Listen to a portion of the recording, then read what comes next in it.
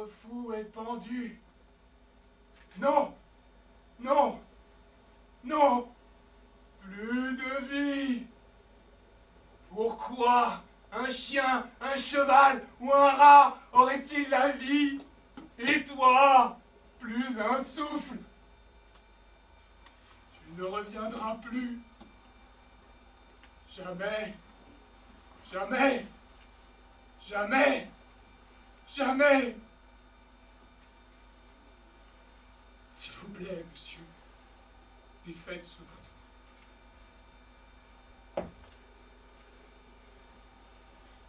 Merci, monsieur. Voyez-vous cela? Regardez-la. Regardez ses lèvres. Regardez-la. Regardez-la. Monseigneur! Monseigneur! Brise-toi, cœur! Je t'en prie, brise-toi! Emportez-les d'ici. Notre tâche présente est un deuil général. Amis de mon âme, gouvernez tous deux ce royaume et soutenez l'État ensanglanté. Monsieur, je dois partir en voyage. Mon maître m'appelle. Je ne dois pas dire non.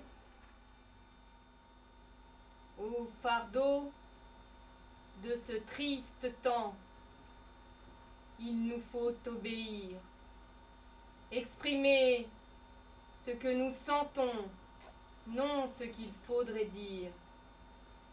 Les plus vieux ont souffert le plus. Nous, les cadets, n'en verrons jamais tant, ni ne vivrons autant d'années.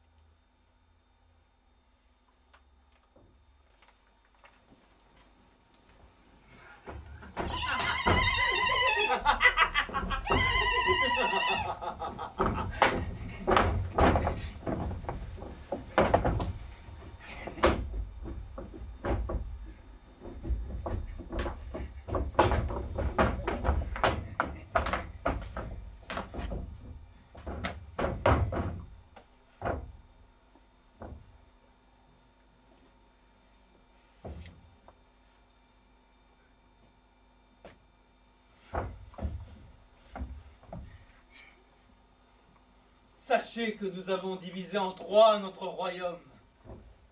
Et c'est notre ferme intention de décharger notre âge de tous soins et affaires, les conférant à des forces plus jeunes, tandis qu'allégés de ces fardeaux, nous nous traînerons vers la mort.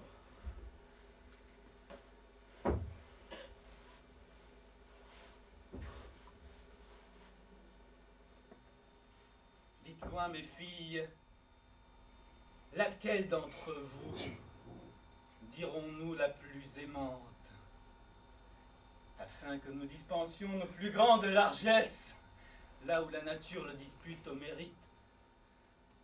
Gonérim, notre aînée, parlez la première.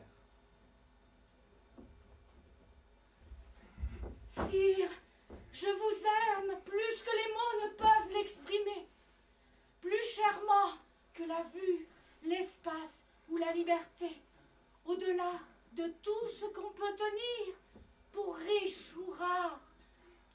Non moins que la vie, quand l'escorte, grâce, santé, beauté, honneur. Autant qu'enfant aima jamais, ou que père se sentit aimé, d'un amour qui rend pauvre le souffle et vaine la parole.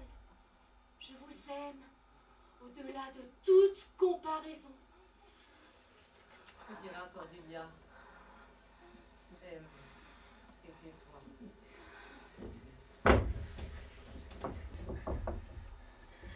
De tous ces domaines, de cette ligne à celle-ci, avec ses forêts ombreuses et ses plaines fertiles, ses rivières poissonneuses et ses vastes prairies, nous te faisons souveraine. Des enfants que tu auras d'Albanie, ce soit à jamais l'héritage.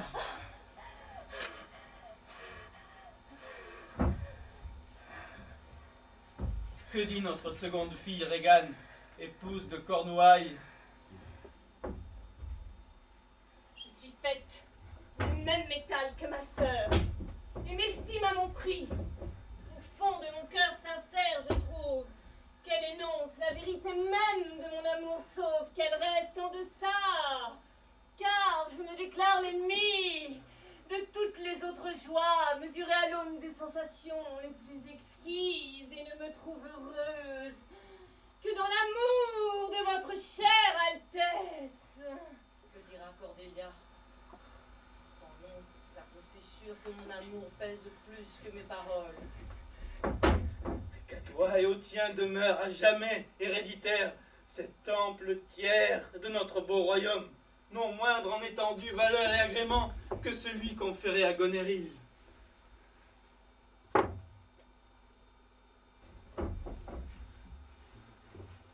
présent, notre joie, bien que notre dernière est la plus petite. Que saurez-vous dire pour obtenir un tiers plus opulent que celui de vos sœurs? Parlez. Rien, monseigneur, Rien. rien. Rien ne peut venir de rien. Parlez encore. Malheureuse que je suis, je ne sais élever mon cœur jusqu'à ma bouche. J'aime votre majesté, conformément à mon lien, ni plus ni moins. Comment, Cordelia? Amendez un peu votre discours de crainte de ruiner votre fortune. Mon bon Seigneur, vous m'avez engendré, élevé, et moi, je vous rends en retour les devoirs qui s'imposent, vous honore, vous obéis, vous aime. Pourquoi mes deux sœurs ont-elles des maris si elles disent qu'elles n'aiment que vous? Peut-être que quand je me marierai, le Seigneur dont la main recevra ma foi prendra-t-il avec lui la moitié de mon amour, la moitié de mes soins et de mon dévouement. Assurément, je ne me marierai jamais comme mes sœurs. Et ton cœur est-il dans ces paroles? Oui, monseigneur. Si jeune et si peu tendre. Si jeune et si vrai.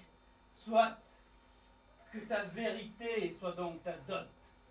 J'abjure ici toute ma tendresse paternelle, toute parenté, tout lien du sang, et te tiens étrangère à mon cœur et à moi, dès à présent et à jamais.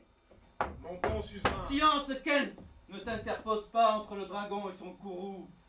C'est elle que j'aimais le plus. Et misant tout sur elle, j'espérais confier mon repos à ses tendres soins.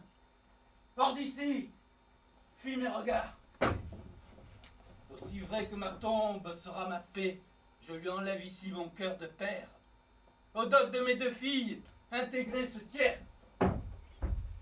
Que l'orgueil qu'elle appelle franchise lui trouve un mari.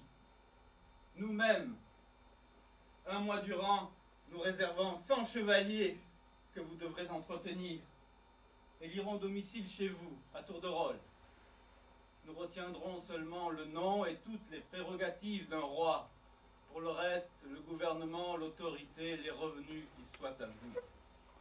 Royal Lyre, que j'ai toujours honoré comme mon roi, aimé comme mon père, suivi comme mon maître, invoqué comme un saint patron dans mes prières. L'arc étendu et bandé évite la flèche. Quel peut être irrespectueux quand Lyre est fou? Que prétends-tu faire, vieil homme? Garde ta souveraineté et par une sage réflexion, réfrène ce hideux emportement. La plus jeune de tes filles n'est pas celle qui t'aime le moins. Ils n'ont pas le cœur vide, ceux dont la frêle voix ne sonne pas creux. Gagne sur ta vie! Assez! Ma vie ne fut jamais pour moi qu'un pion à risquer contre tes ennemis. Hors de ma vue! Tant que je pourrais exhaler un cri de ma gorge, je dirais que tu fais mal. Écoute-moi, rebelle. nous t'accordons 5 jours pour te nantir de tout ce qui te protégera des malheurs de ce monde, et le 6e pour tourner ton dos exécré à notre royaume. Si le 10e jour, ton corps banni est trouvé dans nos domaines, cet instant-là est ta mort. Va-t'en! Adieu, roi, puisqu'il te plaît d'agir ainsi. Liberté vit ailleurs, et l'exil est ici. Les dieux te prennent sous leur tendre garde, toi, vierge, qui pense juste et qui a parlé droit. Et puissent vos actes attester vos beaux discours. Ainsi qu'un tôt prince vous dit à tous adieu. Il continuera son vieux style sous de nouveaux cieux. J'en supplie pourtant, votre majesté, s'il me manque l'art volubile et mielleux de savoir parler sans avoir le destin d'agir. Mieux valait pour toi ne pas être né que de n'avoir pas su mieux me plaire. Va-t'en donc, sans notre amour, notre grâce, notre bénédiction.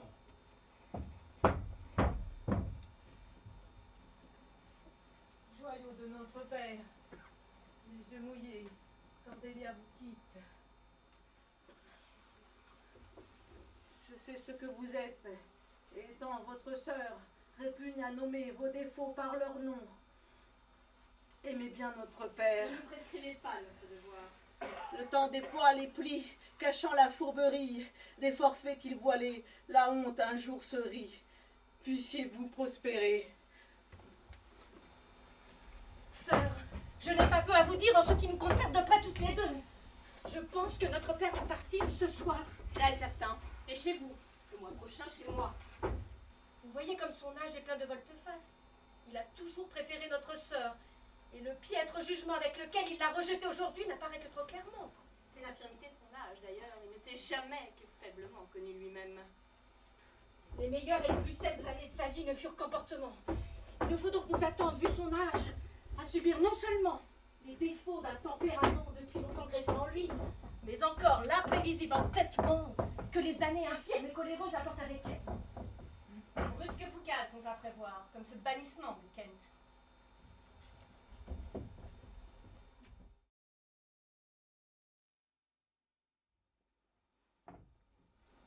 Voici donc Kent banni, mais il veut continuer à servir son roi.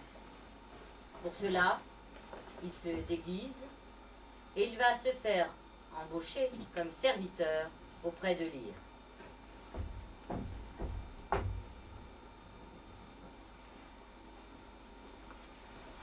Nous sommes dans la demeure de Gloucester.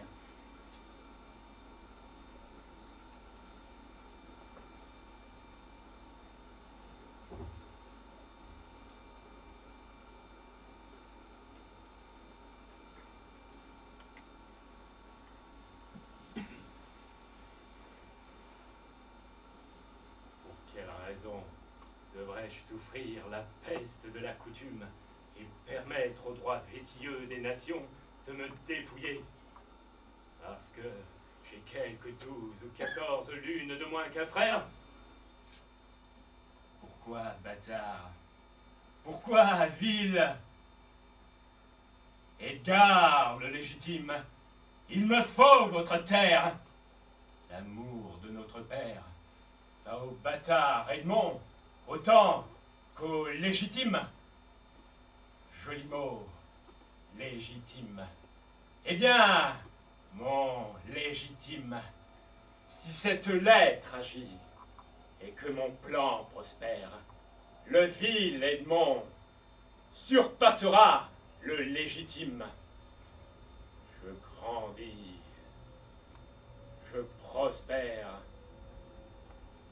À présent, Dieu, dressez-vous en faveur des bâtards.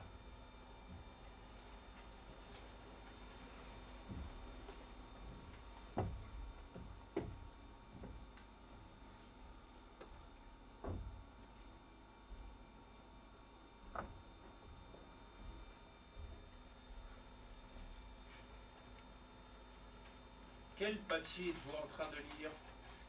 Donnez-moi cette lettre, monsieur. Je serais en faute que la donne ou la garde. Le contenu, pour ce que j'en comprends, est blâmable. Voyons, voyons.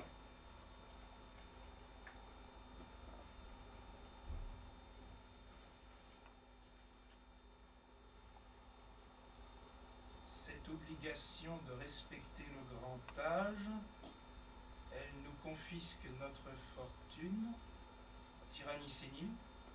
Si notre père voulait bien dormir jusqu'à ce que je le réveille, vous jouiriez de la moitié de ses revenus et seriez l'ami de votre frère Edgar. Conspiration. Dormir jusqu'à ce que je le réveille. Vous jouiriez pour toujours de la moitié de ses revenus. Mon fils Edgar a-t-il une main pour écrire cela? Ô traître! Traître dénaturé! Détestable! Bestial! Pire que bestial! Va le chercher! Je veux le faire arrêter!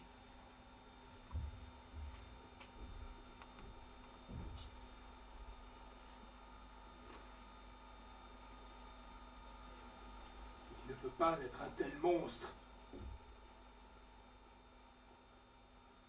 Edmond, sondez-le.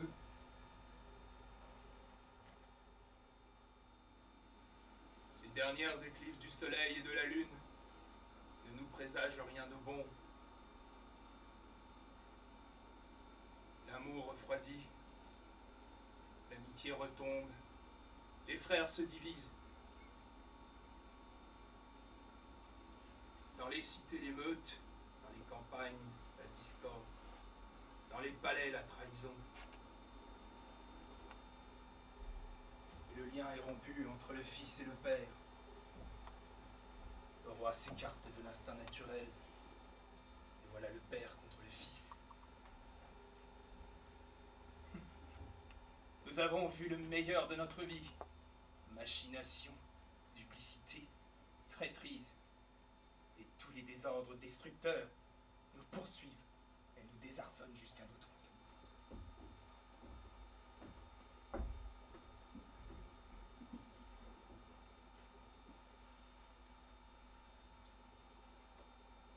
Voilà bien la suprême imbécilité du monde. Lorsque notre fortune est malade, souvent des propres excès de notre conduite, nous accusons la lune, le soleil, les étoiles, comme si nous étions scélérats par fatalité, sots par compulsion céleste, crapules, voleurs et traîtres par ascendant astral. Admirable dérobade de ce putassier d'homme que de mettre son instinct de bouc à la charge d'une étoile.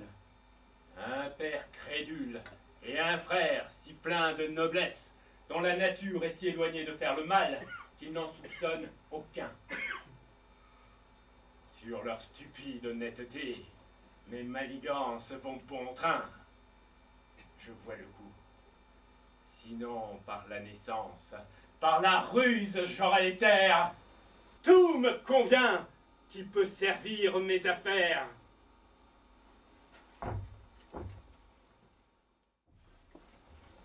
Edgar doit fuir les menaces de mort de son père. Il doit disparaître. Vous le voyez, il se déguise en mendiant fou et il se fera appeler Tom.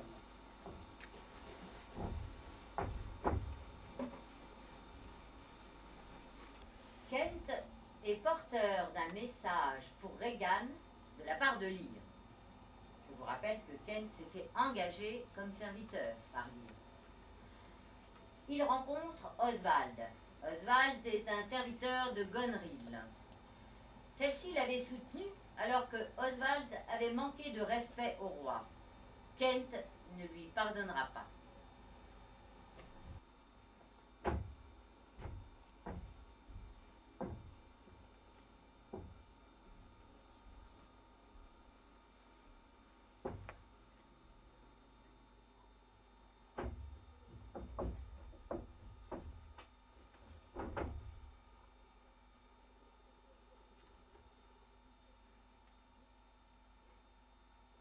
Bonjour à toi, l'ami. Es-tu de cette maison? Oui, allons-nous mettre nos chevaux?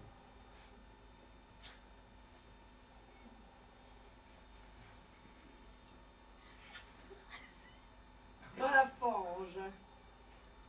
Je t'en prie, si tu m'aimes, dis-le-moi. Je ne t'aime pas. Eh bien, dans ce cas-là, je ne me soucie pas de toi.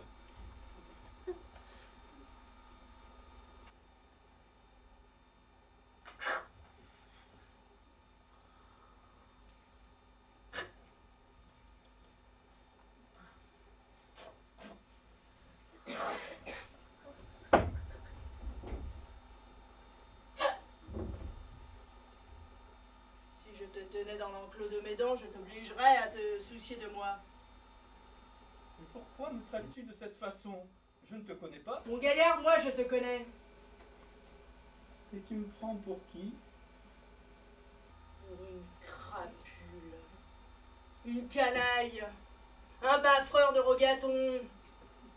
Une infâme, orgueilleuse et frivole crapule.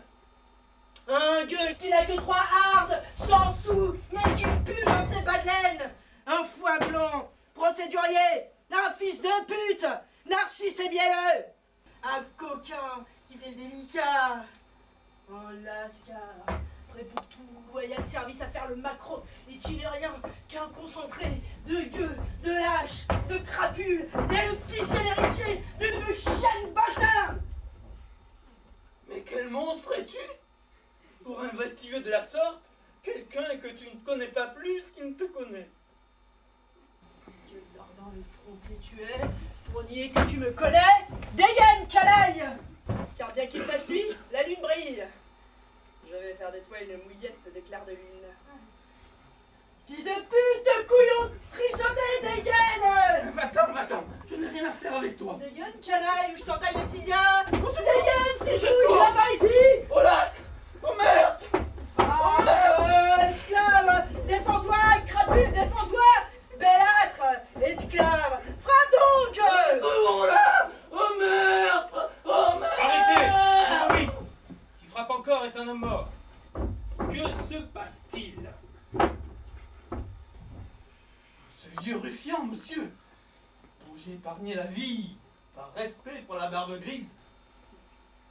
Toi, zéro. Fils de pute, quantité inutile. Monseigneur, si vous m'y autorisez, je m'en vais piler en mortier cette grossière canaille et embarbouiller le mur des chiottes. Épargnez ma barbe grise, voilà-t-il excité? De quoi es-tu en colère? De voir qu'un esclave comme lui porte l'épée quand il n'a pas d'honneur. Ce fripouille souriante affirme, renie et tourne à tous les souffles et caprices de leur maître comme des girouettes.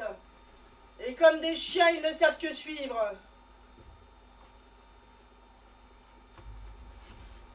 Maudite soit ta face d'épileptique. Tu souris de mes propos comme si j'étais un bouffon. Espèce d'oie, je te ferai glousser. Quoi, es-tu fou, vieil homme? Quel est son crime? Sa figure ne me revient pas.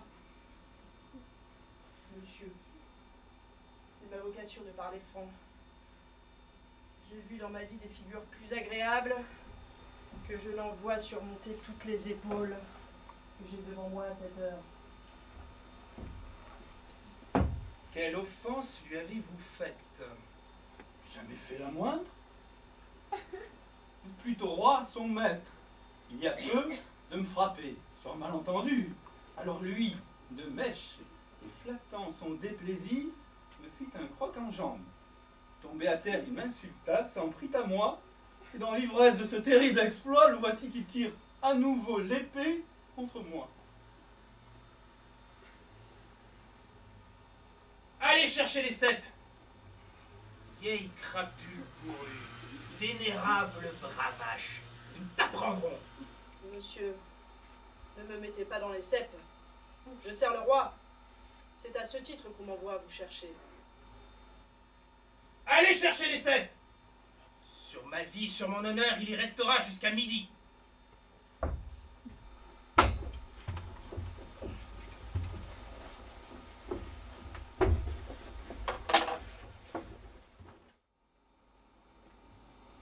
Jamais moins qu'aujourd'hui, Les fous n'eurent le prix, car les sages devenus fous ne savent plus comment afficher leur esprit et se mettent à singer les fous. Depuis quand es-tu si plein de chansons? Vaurien. Je chante, mon oncle, depuis que tu as fait de tes filles tes mères. Car le jour où tu leur as donné des verges et où tu as baissé ta culotte, alors elles ont pleuré de joie.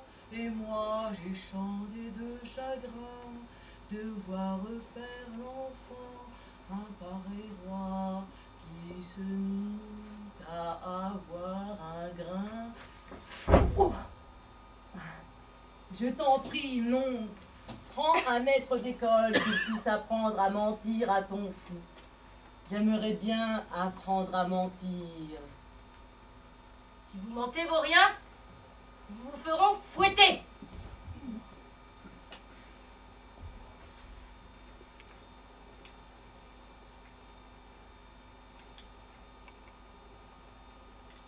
Nous t'enverrons à l'école chez la fourmi pour t'apprendre qu'on ne travaille pas en hiver. Tous ceux qui suivent leur nez se fient à leurs yeux, hormis les aveugles. Il n'y a pas un nez sur 20 qui ne sache renifler celui qui. Lâche prise quand la grande roue dévale la colline, de peur qu'elle ne te brise la nuque si tu la suis. Et le grand personnage qui la remonte, laisse-le te tirer à sa suite. Quand un sage te donnera un meilleur conseil, rends-moi le mien. Je voudrais qu'il n'y ait que des crapules pour le suivre, puisque c'est un fou qui le donne. Qui ne sert que par intérêt et n'est loyal que pour la forme, la nuit venue, pliera bagage et te laissera dans l'orage. Mais moi, je reste. Le fou veut rester et laisser le sage filer. Fou est le traître qui s'enfuit. Le fou n'est pas un traître.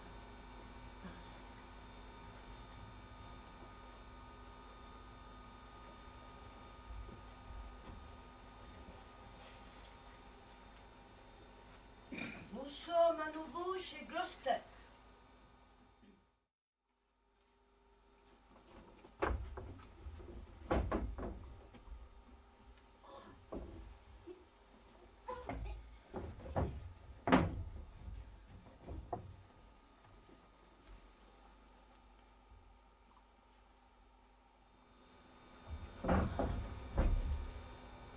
Je suis heureuse de voir votre Altesse. Oh, Regan, ta sœur est mauvaise. Regan, si tu savais, je puis à peine parler, tu ne me croiras point. Avec quelle dépravation, oh, Regan.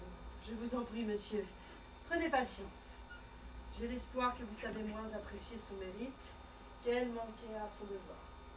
Hein? Comment cela? Je ne puis croire, monsieur, que ma sœur ait si peu que ce soit failli à ses obligations. Si d'aventure elle a mis un frein aux excès de vos genres, c'est pour un tel motif et dans un but si salutaire qu'elle en est lavée de tout blâme. Malédiction sur elle! Oh, monsieur, vous êtes vieux. Vous devriez être gouverné et conduit par une personne avisée, qui sache mieux que vous discerner votre état. Si je vous en prie, retournez auprès de notre sœur, dites-lui que vous avez eu tort à son égard. Lui demander pardon. Chère fille, j'avoue que je suis vieux. Les vieux seront inutiles. À deux genoux, je vous supplie de m'accorder les habits, le gîte et le couvert. C'est monsieur! Cette comédie est disgracieuse. Retournez auprès de ma sœur. Jamais, Regan.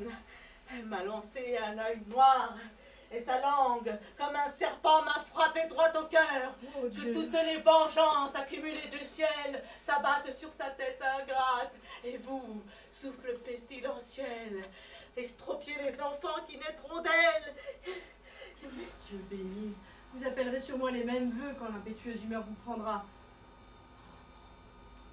Toi, Régane, tu n'auras pas ma malédiction. N'est pas dans tes façons de réduire mes plaisirs, de rogner ma pension. Ta moitié de royaume, tu n'as pas oublié que je t'en ai doté. Monseigneur, en fait. Qui vient là? Oh, n'as-tu pas honte à la vue de cette barbe? Vas-tu la prendre par la main? Pourquoi pas par la main, monseigneur? Quel est mon crime? N'est pas crime ce que la déraison trouve telle, et ce que le gâtisme nomme ainsi?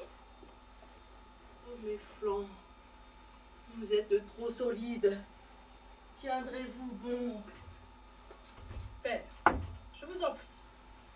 Étant faible, montrez-vous tête. Si jusqu'à l'expiration de votre mois, vous voulez bien retourner séjourner chez ma sœur, congédiant la moitié de votre escorte, venez ensuite auprès de moi. À présent, je ne suis pas chez moi, je ne dispose pas des vivres qui seront nécessaires à votre entretien. Retourner chez elle, les 50 hommes congédiés, non, plutôt abjurer tout abri et choisir d'affronter l'inimitié de l'air, avoir pour compagnon le loup et la chouette. À votre guise, monsieur. Je t'en prie, ma fille, ne me rends pas fou. Je ne t'importunerai plus, mon enfant. Adieu, nous ne nous rencontrerons plus, nous ne nous verrons plus. Et pourtant, tu es ma chair, mon sang, ma fille, ou plutôt une maladie qui est dans mon sang et que je suis contraint d'appeler mienne. Tu es un chancre, un bubon testeux, un furoncle gonflé de pus dans mon sang qui corrompt. Mais je ne te gronderai pas. Amende-toi quand tu pourras, deviens meilleur à ta guise. Je peux être patient et rester avec Régane, moi et mes 100 chevaliers. Tout à fait. Je ne vous attendais pas encore. Moi, je ne suis pas prête pour vous accueillir comme il faut. Prêtez l'oreille à ma sœur, monsieur, elle sait ce qu'elle fait. Et cela bien parlé. J'ose affirmer. Quoi, 50 hommes? Qu'avez-vous besoin de plus ou même d'autant? Comment, dans une seule maison, tant de gens sous deux commandements pourraient-ils vivre en bonne entente? C'est difficile. Presque impossible. Pourquoi, monseigneur, ne pourriez-vous être servi par les domestiques en titre de ma sœur ou par les miens? Pourquoi pas? Si vous venez chez moi, car à présent j'aperçois le danger, je vous supplie de n'en amener que 25. Je n'en accepterai, ni n'en hébergerai pas un de plus. Je vous ai tout donné. Et il était grand temps. Vous ai confié la tutelle et l'administration de mes biens à la seule réserve de garder ce nombre-là pour escorte. Quoi? Dois-je venir chez vous, Régane, avec 25, l'avez-vous dit? Je le redis, monseigneur, pas un de plus. J'irai avec toi. Tes 50 sont le double de ces 25, et ton amour est 2 fois le sien. Écoutez-moi, monsieur. Qu'avez-vous besoin de 25, de 10 ou de 5 pour vous servir? Dans une maison où 2 fois autant auront l'ordre de s'occuper de vous. J'ai besoin d'un seul. Oh, ne discute pas le besoin. Même nos plus misérables mendiants ont quelques objets en superflu. Toi, tu es une dame. Si être au chaud est déjà du luxe, alors la nature n'a nul besoin de ces vêtements qui te tiennent à peine chaud. Et quand on aurait besoin, ô cieux, donnez-moi la patience, cette patience dont j'ai besoin, si c'est vous qui animez le cœur de ces 2 filles contre leur père. Ne me rendez pas imbécile au point de supporter cela avec soumission. Insufflez-moi une noble colère et que ces armes de femme, les gouttes d'eau, ne souillent pas mes joues d'homme. Non, sorcière dénaturée, je me vengerai de vous deux de telle sorte que l'univers entier, je ferai de ces choses, quoi je ne sais pas encore, mais qui seront l'épouvante de cette terre. Vous croyez que je vais pleurer? Non, je ne pleurerai pas. J'ai toutes les raisons pour pleurer, et ce cœur se brisera en mille éclats avant que je ne pleure. Oh, fou, je vais perdre l'esprit. Retirons-nous, il va y avoir un orage. La maison est petite. Le vieillard et ses gens ne peuvent pas y être bien logés. C'est sa faute. Il a renoncé lui-même au repos. Qu'il connaisse le goût de ses folies. Pour lui, je l'accueillerai avec plaisir, mais pas un de ses gens. C'est aussi mon idée. Le roi est au comble de la fureur. Il a demandé des chevaux pour aller où, je ne sais pas. Monseigneur, ne le prions d'aucune façon de rester. Mais hélas, la nuit vient, et les vents déchaînés font rage furieusement. À des lieues à la ronde, il y a à peine un buisson. Monsieur, aux entêtés, les malheurs qu'ils s'attirent eux-mêmes doivent servir de leçon. Fermez vos portes.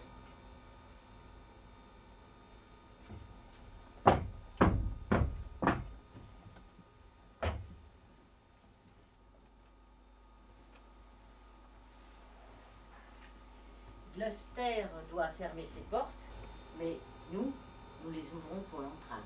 La petite entrave. Je vous en prie, prenez la porte.